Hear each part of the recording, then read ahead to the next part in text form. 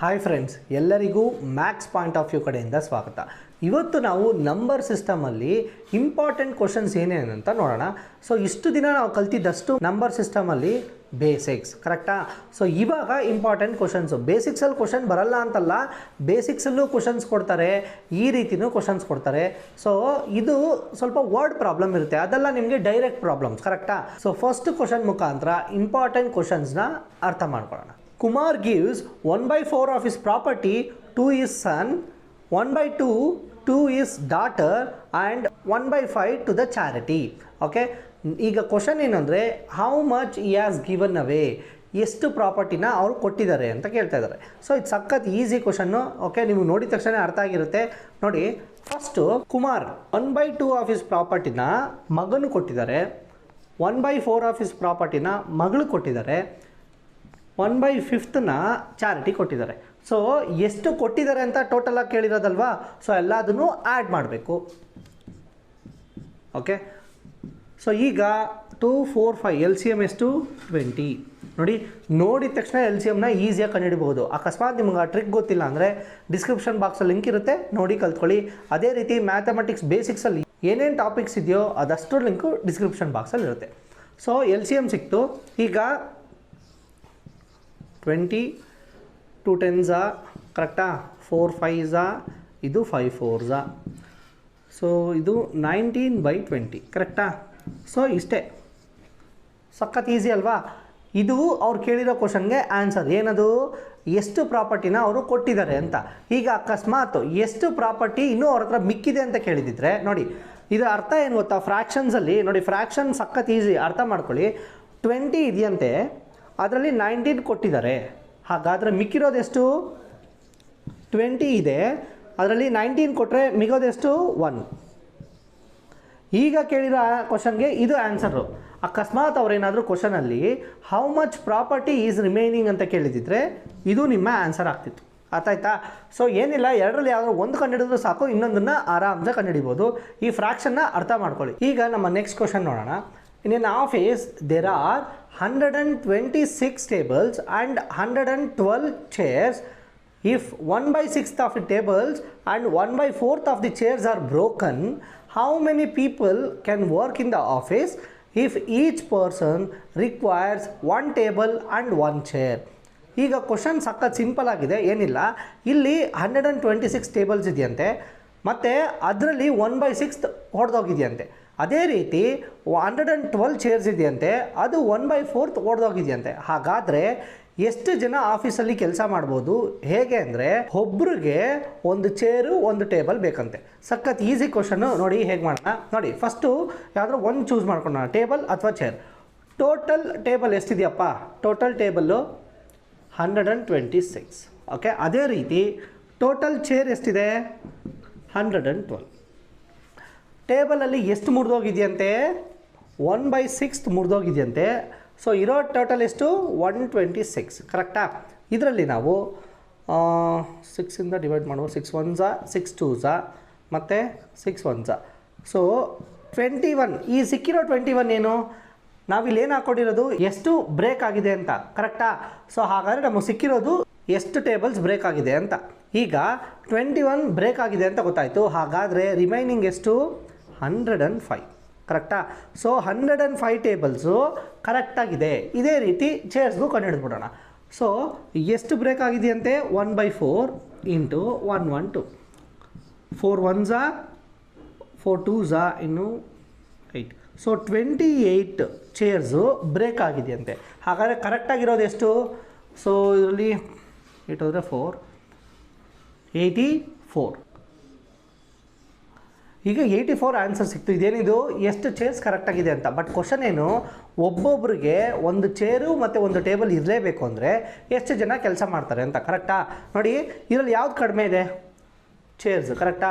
84 chairs ಇದೆ ಅಂದರೆ 84 members ಅಷ್ಟೇ ಕೆಲಸ ಮಾಡೋದಕ್ಕಾಗೋದು. ಓಕೆ, ಹೇಗೆ ಅಂದರೆ ನೋಡಿ, 84 ಚೇರ್ಸ್ ಇದೆ, ಕರೆಕ್ಟಾ? 84 ಪೀಪಲ್ ಕೂತ್ಕೋಬೋದು. ಅವರಷ್ಟು ಜನಕ್ಕೆ ಟೇಬಲ್ಸ್ ಬೇಕಾ? 84 ಟೇಬಲ್ಸ್ ಇದೆ. ಇದಕ್ಕಿಂತ ಜಾಸ್ತಿ ಟೇಬಲ್ಸ್ ಇದೆ, ಬಟ್ ಚೇರ್ಸ್ ಇದೆಯಾ? ಅಷ್ಟೊಂದು ಇಲ್ಲ. ಸೊ ಯಾವುದು ಕಡಿಮೆ ಇರುತ್ತೋ ಅಷ್ಟು ಜನ ಕೂತ್ಕೊಂಡು ಕೆಲಸ ಮಾಡ್ಬೋದು, ಇಷ್ಟೇ. ಸೊ ಈ ಲಾಜಿಕ್ ಗೊತ್ತಾಯ್ತಲ್ವಾ? ಇದೇ ರೀತಿ ಎಲ್ಲ ಕ್ವಶನ್ಸು ಈಸಿಯಾಗಿರುತ್ತೆ. ಒಂದು 2 ಕ್ವಶನ್ ನೋಡ್ಬಿಟ್ಟು ನಾನು ಎಲ್ಲ ಕಾನ್ಸೆಪ್ಟ್ ಬಂತು ಅಂತ ಅಂದ್ಕೊಳಕ್ಕೆ ಹೋಗ್ಬಿಡಿ, ಯಾಕೆಂದರೆ ಒಂದೊಂದು ಕ್ವಶನಲ್ಲೂ ಒಂದೊಂದು ಟ್ರಿಕ್ ಇದೆ. ಈಗ ನಮ್ಮ ನೆಕ್ಸ್ಟ್ ಕ್ವಶನ್ ನೋಡೋಣ. 2 baskets together have 1600 chocolates. If 1/5 of the chocolate from the basket 1 to be taken out to the basket 2, then how many chocolates are there in basket 1?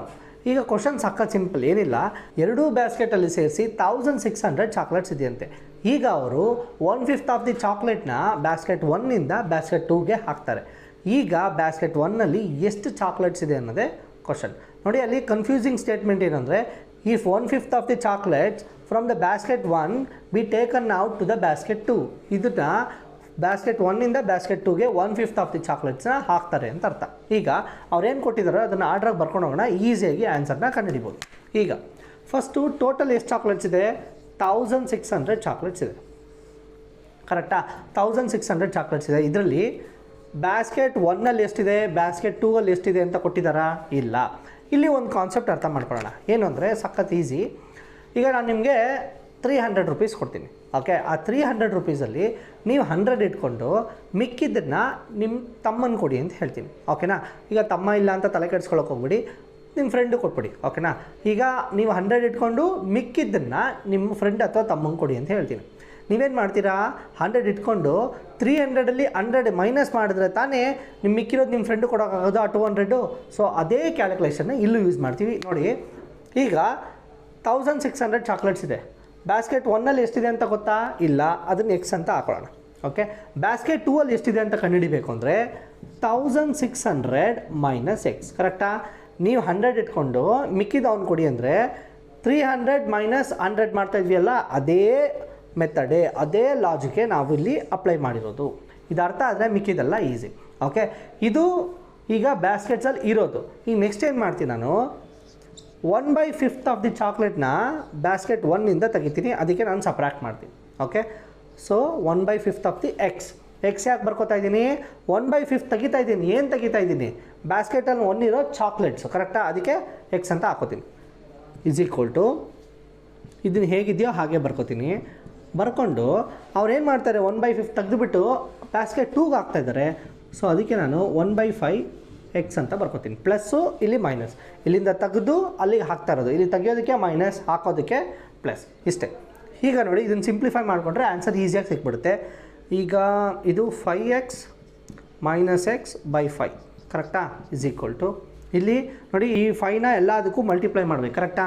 So ಹಾಗಾದರೆ 16 5s 80, 2 0ಗೆ 2 0 ಹಾಗೆ ಬರ್ಕೋತೀನಿ. Next minus 5x plus x by 5. ಕರೆಕ್ಟಾ? ಈಗ ಈ 5ನ ಇಲ್ಲಿ ಕಳಿಸಿ multiplication ಇರುತ್ತೆ, ಈ 5ನ ಇಲ್ಲಿ ಕಳಿಸಿ ಮಲ್ಟಿಪ್ಲಿಕೇಶನ್ ಇರುತ್ತೆ. ಆಮೇಲೆ ಕ್ಯಾನ್ಸಲ್ ಮಾಡೋ ಬದಲು ಇಲ್ಲೇ ಕ್ಯಾನ್ಸಲ್ ಮಾಡ್ಬೋದು. ಓಕೆನಾ? ನೆಕ್ಸ್ಟ್ ಇವಾಗ ಏನು ಮಿಕ್ಕಿದೆ? 5x ಮೈನಸ್ ಎಕ್ಸ್ ಎಷ್ಟು? 4x ಇಸ್ ಈಕ್ವಲ್ ಟು 8000 ಹಾಗೆ ಇರುತ್ತೆ. ಮೈನಸ್ 5x ಪ್ಲಸ್ ಎಕ್ಸ್ ಎಷ್ಟದು? Minus 4x. ಕರೆಕ್ಟಾ? ಈಗ ಈ 4x ಈ ಕಡೆ ಕಳಿಸಿದ್ರೆ ಪ್ಲಸ್ 4x ಆಗುತ್ತೆ. ಆಗ 2 ಸೇರಿ 8x ಆಗುತ್ತೆ. ಈ ಕಡೆ ಮಿಗೋದೇನು? 8000. So x is equal to 8000 by 8. 8 1s 8 1s. So total ಆಗಿ 1000. ಸೊ ಎಕ್ಸ್ ವ್ಯಾಲ್ಯೂ 1000 ಅಲ್ವಾ? ನಾವು ಸ್ಟಾರ್ಟಿಂಗಲ್ಲಿ ಎಕ್ಸ್ನ ಯಾವುದು ತೊಗೊಂಡಿದ್ವಿ? B1 basket 1. ಬ್ಯಾಸ್ಕೆಟ್ 1ನಲ್ಲಿ 1000 ಚಾಕ್ಲೇಟ್ಸ್ ಇದೆ.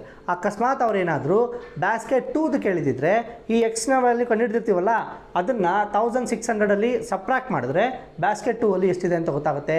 ಸೊ ಬ್ಯಾಸ್ಕೆಟ್ 1ನಲ್ಲಿ 1000 ಚಾಕ್ಲೇಟ್ಸ್ ಇದ್ದರೆ ಬ್ಯಾಸ್ಕೆಟ್ 2ಅಲ್ಲಿ ಎಷ್ಟು? 600 ಇದೆ. ನೋಡಿ, ಈ ಸ್ಟೆಪ್ ಇದೆಯಲ್ಲ, ಇದೇ ತುಂಬ ಇಂಪಾರ್ಟೆಂಟ್. ಓಕೆ, ಬ್ಯಾಸ್ಕೆಟ್ 1ನ ನಾನು ಎಕ್ಸ್ ಅಂದ್ಕೊಂಡ್ರೆ ಬ್ಯಾಸ್ಕೆಟ್ 2ನ 1600 ಮೈನಸ್ ಎಕ್ಸ್. ಕರೆಕ್ಟಾ? ಇದಾದಮೇಲೆ ಇದು. ಓಕೆ, ನಾನು ಇದನ್ನು 1/5 ತೆಗೆದುಬಿಟ್ಟು ಇಲ್ಲಿ 1/5 ಆ್ಯಡ್ ಮಾಡ್ತೀನಿ. ಇದು ಹೇಗಿದೆಯೋ ಹಾಗೆ ಬರ್ಕೋತೀನಿ, ಇದು ಹೇಗಿದೆಯೋ ಹಾಗೆ ಬರ್ಕೋತೀನಿ. ಇಲ್ಲಿ ತೆಗಿತೀನಿ, ಇಲ್ಲಿ ಆ್ಯಡ್ ಮಾಡ್ತೀನಿ. ಆಗ ನೆಕ್ಸ್ಟ್ ಎಲ್ಲ ಸಿಂಪ್ಲಿಫಿಕೇಷನ್ನೇ. ಆನ್ಸರ್ ಈಸಿಯಾಗಿ ಸಿಕ್ಬಿಡುತ್ತೆ.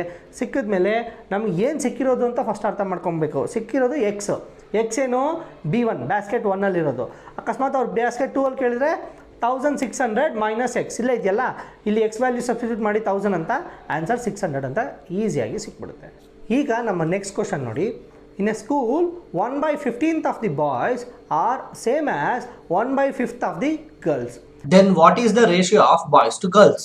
ಈಗ ಕ್ವಶನ್ ಸಖತ್ ಸಿಂಪಲ್ ಇದೆ ಅಲ್ವಾ, ಏನಿಲ್ಲ 1/15th of the boys is equal to 1/5th of the girls, ಕರೆಕ್ಟಾ? ಸೊ ಅದನ್ನು ಬರ್ಕೊಂಬಿಡೋಣ. 1/15th ಆಫ್ ಬಾಯ್ಸ್ನ ನಾವು ಎಕ್ಸ್ ಅಂತ ತಗೊಳ್ಳೋಣ. ಓಕೆ, ನೆಕ್ಸ್ಟು ಈ ಸೇಮ್ ಆ್ಯಸ್ ಅಂತ ಕೊಟ್ಟಿದ್ದಾರಲ್ಲ, ಸೊ ಅದಕ್ಕೆ is equal to 1/5th of the ಗರ್ಲ್ಸ್ನ ವೈ ಅಂತ ತಗೊಳ್ಳೋಣ. ಯಾವುದನ್ನು ಬೇಕಾದ್ರೂ ತಗೋಬೋದು ನಾವು. ಓಕೆ, ಈಗ ಈ 15 ಆ ಕಡೆ ಕಳಿಸಿ, ಈ 5ನ ಈ ಕಡೆ ಕಳಿಸಿ. ಈಗ ಇದು 5x is equal to 15y ಆಗುತ್ತೆ, ಕರೆಕ್ಟಾ? ಸೊ ಈಗ ಈ 5ನ ಈ ಕಡೆ ಕಳಿಸಿ, ಈ ವೈನ ಈ ಕಡೆ ಕಳಿಸಿ. ನಂಬರ್ಸ್ ಎಲ್ಲ ಒಂದು ಕಡೆ ಇರಲಿ, ವೇರಿಯೇಬಲ್ಸ್ ಎಲ್ಲ ಒಂದು ಕಡೆ ಇರಲಿ. ಆಗ x/y ಇಸ್ ಈಕ್ವಲ್ ಟು 15/5, ಕರೆಕ್ಟಾ? 5 1s 5 3s. ಸೊ ರೇಷಿಯೋ ಅವ್ರು ಕೇಳಿರೋದೇನು, ಬಾಯ್ಸ್ ಮತ್ತು ಗರ್ಲ್ಸ್ಗೆ ರೇಷಿಯೋ ಎಷ್ಟು? 3:1. ಇಲ್ಲಿ 3 ಇದೆ, ಇಲ್ಲಿ 1 ಇದೆ, ಕರೆಕ್ಟಾ? ಸೊ ಅವ್ರು ಕೇಳಿರೋ ರೇಷಿಯೋ ಥರ ಬರ್ಕೊಡ್ವಿ. ಅಕಸ್ಮಾತು ಅವ್ರೇನಾದರೂ ರೇಷಿಯೋ ಗರ್ಲ್ಸ್ ಟು ಬಾಯ್ಸ್ ಅಂತ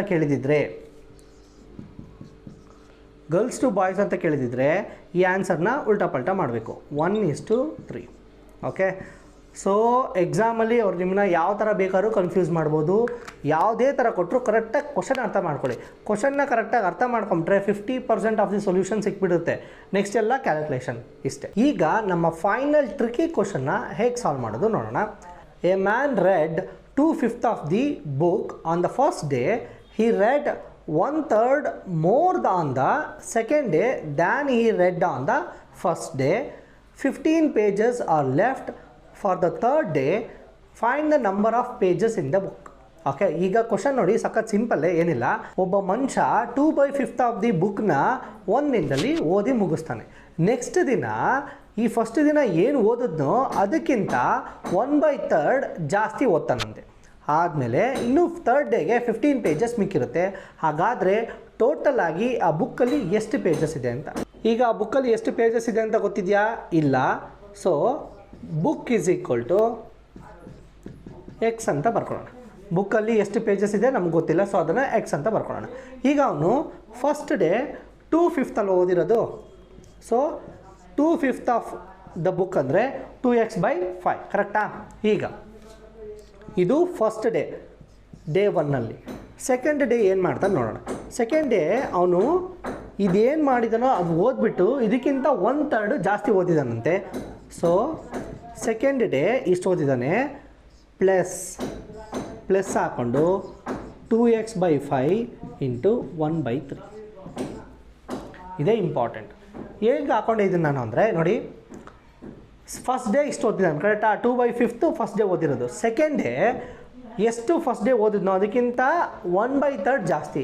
ಸೊ ಫಸ್ಟ್ ಡೇ ಏನು ಓದಿದ್ದಾನೋ ಅದನ್ನು ಹಾಗೆ ಬರ್ಕೋತೀನಿ. ಇದು ಓದ್ಬಿಟ್ಟು ನೆಕ್ಸ್ಟು 1/3 ಜಾಸ್ತಿ ಓದಿದ್ದಾನಂತೆ. 1/3 ಜಾಸ್ತಿ ಅಲ್ವಾ, ಅದಕ್ಕೆ ಪ್ಲಸ್ ಬ್ರ್ಯಾಕೆಟಲ್ಲಿ. ಸೊ ಫಸ್ಟ್ ಡೇ ಓದಿದಿಷ್ಟು, ಇದರಲ್ಲಿ 1/3 ಅಂದರೆ ಇಂಟು ಮಾಡಿ 1/3 ಬರೆದ್ರೆ ಆನ್ಸರ್ ಸಿಕ್ಬಿಡುತ್ತೆ. ಇದು ಸೆಕೆಂಡ್ ಡೇ. ಇದೆರಡೂ ಸೇರಿಸಿ ಸೆಕೆಂಡ್ ಡೇ, ಇದೇ ಇಂಪಾರ್ಟೆಂಟ್. ಅರ್ಥ ಆಯ್ತಾ? ನೆಕ್ಸ್ಟ್ ಥರ್ಡ್ ಡೇಗೆ 15 ಪೇಜಸ್ ಮಿಕ್ಕಿದೆಯಂತೆ. ಹಾಗಾದರೆ ಇದಿಷ್ಟೂ ಆ್ಯಡ್ ಮಾಡಿ, ಫಸ್ಟ್ ಡೇ, ಸೆಕೆಂಡ್ ಡೇ ಮತ್ತು ಥರ್ಡ್ ಡೇಲಿ 15 ಪೇಜಸ್ ಮಿಕ್ಕಿದೆಯಲ್ಲ, ಇದಿಷ್ಟೂ ಆ್ಯಡ್ ಮಾಡಿದ್ರೆ ನಮಗೆ ಎಕ್ಸ್ ವ್ಯಾಲ್ಯೂ ಸಿಗುತ್ತಾ? ಎಕ್ಸ್ ಅಂದ್ರೇನು? Total pages in the book, ಕರೆಕ್ಟಾ? ಇದು ಅರ್ಥ ಆಯ್ತಲ್ವಾ? ನೋಡಿ, ಈ ಪಾರ್ಟೇ ತುಂಬ ಇಂಪಾರ್ಟೆಂಟ್. ಈಗ ಸಿಂಪ್ಲಿಫೈ ಮಾಡ್ಕೊಂಡು ಹೋಗೋಣ ಅಷ್ಟೇ. ನೋಡಿ, 2x/5 ಪ್ಲಸ್ 2x/5 ಪ್ಲಸ್ ಇದು 2x/15 plus 15 is equal to x, ಕರೆಕ್ಟಾ? ಈಗ ನೋಡಿ, ಈ ಬ್ರ್ಯಾಕೆಟ್ ಒಳಗಡೆ ಸಾಲ್ವ್ ಮಾಡಿದ್ರೆ ನಮಗೆ ಇದು ಸಿಕ್ತು. ಈಗ ನೋಡಿ, ಇದರಲ್ಲಿ 5 15, ಇದಕ್ಕೆ ಎಲ್ ಸಿ ಎಮ್ ಏನು 15. ನಾನು ಇದನ್ನು ಏನು ಮಾಡೋದಿಲ್ಲ, ಇದನ್ನು ಹಾಗೆ ಬರ್ಕೋತೀನಿ, ಯಾಕಂದರೆ ಲಾಸ್ಟಲ್ಲಿ ಯೂಸ್ ಆಗುತ್ತೆ. ನೋಡಿ, ಇದು 6x ಪ್ಲಸ್ 6x, ಇದು 2x, ಕರೆಕ್ಟಾ? ಈಗ 12 ಮತ್ತು 14x/15 plus 15 is equal to x, ಕರೆಕ್ಟಾ? ಈಗ 15 15s are 225. So 14x is equal 14x plus 225 by 15 is equal to x. ಕರೆಕ್ಟಾ? ಈಗ ನೋಡಿ ಇದನ್ನು ನಾವು ನಮಗೆ ಈ 15ನ ಈ ಕಡೆ ಕಳಿಸೋಣ. ಕರೆಕ್ಟಾ? ಆಗ ಇದು 15x ಆಗುತ್ತೆ. So 14x is plus 225. 14x plus 225 is equal to 15 into x 15x. ಕರೆಕ್ಟಾ? ಈಗ ನಮಗೆ ಬೇಕಾಗಿರೋ ವ್ಯಾಲ್ಯೂ ಎಕ್ಸ್ ಅಲ್ವಾ? ಸೊ ಇದನ್ನು ಈ ಕಡೆ ಕಳಿಸೋಣ. ಆಗ 225 ಇಸ್ ಈಕ್ವಲ್ ಟು ಎಕ್ಸ್ ಬರುತ್ತೆ. ಹೇಗೆ? ಈ 14x ಆ ಕಡೆ ಹೋದರೆ ಮೈನಸ್ 14x ಆಗುತ್ತೆ. 15x minus 14x x. So x is equal to 225. X ಅಂದರೆ ಏನು? Number of pages in the book. ಇಷ್ಟೇ ನೋಡಿ. ಈ ಪಾರ್ಟ್ನ ನೀವು ಕರೆಕ್ಟಾಗಿ ಹಾಕೊಂಡ್ರೆ ಈ ಸಿಂಪ್ಲಿಫಿಕೇಷನ್ ನೀವು ಮಾಡ್ತೀರಾ. ಓಕೆ, ಈ ಸಿಂಪ್ಲಿಫಿಕೇಷನ್ ಕರೆಕ್ಟಾಗಿ ಬಂದುಬಿಟ್ರೆ ಆನ್ಸರು ಸಹ ಕರೆಕ್ಟಾಗಿ ಬರುತ್ತೆ. ಎಲ್ಲರೂ ಒಂದು ಕಡೆ ಚಿಕ್ಕ ಮಿಸ್ಟೇಕ್ ಆದ್ರೂ ಆನ್ಸರ್ ಫುಲ್ಲು ತಪ್ಪಾಗುತ್ತೆ. ಯಾಕೆ? ಇದು 1 ಮಾರ್ಕ್ ಕ್ವಶನ್ ಅಲ್ವಾ, ನೀವು ಮಾಡ್ತಾ ಇರೋದು ಆಪ್ಟಿಟ್ಯೂಡಲ್ಲಿ. ಎಲ್ಲೇ ತಪ್ಪಾದರೂ ಆನ್ಸರ್ ತಪ್ಪಾಗ್ಬಿಡುತ್ತೆ. ಸೊ ಹುಷಾರಾಗಿ ಕೇರ್ಫುಲ್ಲಾಗಿ ಮಾಡಿ. ಓಕೆ, ಈ ಪಾರ್ಟ್ ಅರ್ಥ ಇದೆಯಲ್ವಾ? ಇದೇ ಇಂಪಾರ್ಟೆಂಟ್. ಇದಾದಮೇಲೆ ಎಲ್ಲ ಕ್ಯಾಲ್ಕುಲೇಷನ್ಸ್ ಇಷ್ಟೇ. ಸೊ ಈ ಚಾಪ್ಟರ್ ಅರ್ಥ ಆಯ್ತಲ್ವಾ? ಇದರಲ್ಲಿ ಏನೋ ನಿಮಗೆ ಡೌಟ್ಸ್ ಇದ್ದರೆ ಅದನ್ನು ನಮಗೆ ಕಮೆಂಟ್ ಮಾಡಿ, ನಾವು ಸೊಲ್ಯೂಷನ್ ಜೊತೆಗೆ ನಿಮಗೆ ರಿಪ್ಲೈ ಮಾಡ್ತೀವಿ. ಇದು ಫ್ರೀ ವಿಡಿಯೋ ಆಗಿರೋದ್ರಿಂದ ಎಷ್ಟು ಜನಕ್ಕಾಗುತ್ತೋ ಅಷ್ಟು ಜನಕ್ಕೂ ಶೇರ್ ಮಾಡಲಿ, ಅವರು ಸಹ ಕಲಿತು ಎಕ್ಸಾಮ್ನ ಕ್ರ್ಯಾಕ್ ಮಾಡಲಿ. ನೀವು ಸಬ್ಸ್ಕ್ರೈಬ್ ಆಗಿ ಆ ಬೆಲ್ ಐಕಾನ್ನ ಪ್ರೆಸ್ ಮಾಡೋದು ಮರಿಬೇಡಿ. ಯಾಕೆ ಅಂದರೆ ಪ್ರತಿ ವಾರ 2 ರಿಂದ 3 ಟಾಪಿಕ್ ಅಪ್ಲೋಡ್ ಮಾಡ್ತಾ ಇರ್ತೀವಿ. ಆ ನೋಟಿಫಿಕೇಷನ್ ನಿಮಗೆ ಬರುತ್ತೆ. Thank you.